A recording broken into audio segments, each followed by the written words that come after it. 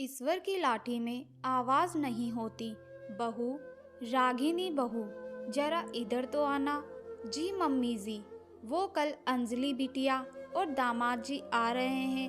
खाने में कुछ अच्छा सा बना लेना। तेरे पापा जी बाजार जा रहे हैं। जो चाहिए अभी से मंगा लेना उनसे।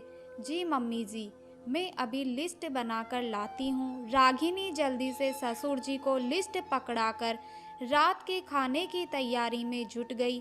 कुछ ही देर में उसके पति राजीव ऑफिस से आने वाले थे। साथ साथ सुबह की भी जो तैयारी अभी कर सकती थी वो भी करने लगी। सुबह अकेली क्या क्या करेगी। उसकी ननद शादी के बाद पग फेरे के लिए आई थी, लेकिन उसके बाद हनीमून और बाकी सबके चलते 2 महीने बाद आ रही है। उसके हाथ तो चल रहे थे, लेकिन उसके दिमाग में तो पता नहीं क्या क्या बातें उथल पुथल मचा रही थी। कितनी सीधी सादी और भोली भाली थी।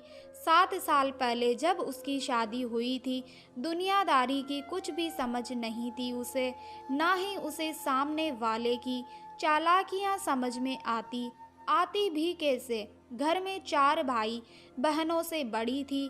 होश संभालते ही पढ़ाई के साथ घर की जिम्मेदारियां भी उसको मिलती गई।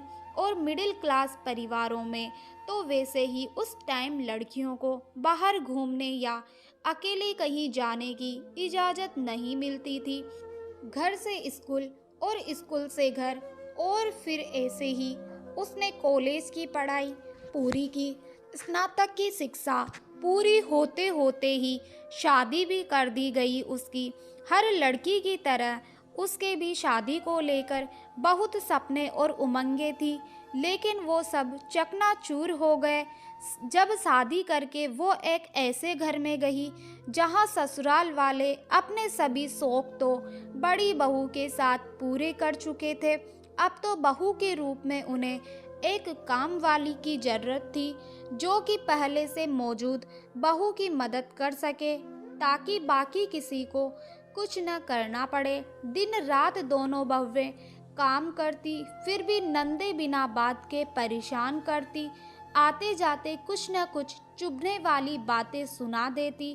फिर एक दिन जेठ जेठानी भी अलग घर में शिफ्ट हो गए और वो सब कुछ सहने के लिए बिल्कुल अकेली रह गई।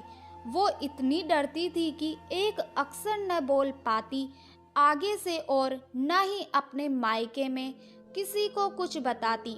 ऊपर से पति भी कुछ नहीं बोलते।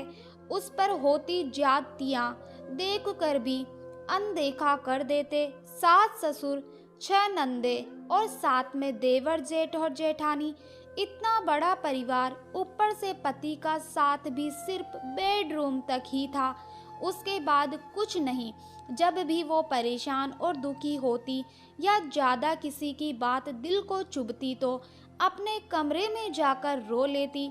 उसकी एक ननद जो कुंवारी थी, उसने तो उसको बहुत ज़्यादा परेशान किया, लेकिन उसने फिर भी कभी उसको बद्दुआ नहीं दी, न ही कभी अपने मुंह से कभी उसके लिए अपशब्द कहे। सोचते सोचते उसकी आंखें भीग गई। वो कहते हैं ना, किसी दुखी दिल से निकली हुई आवाज ऊपर तक जाती है और ईश्वर की लाठी में आवाज नहीं होती। उस ननद की जब शादी हुई तो उसके पति की 7 बहनें थी, यानी 7 ननदें।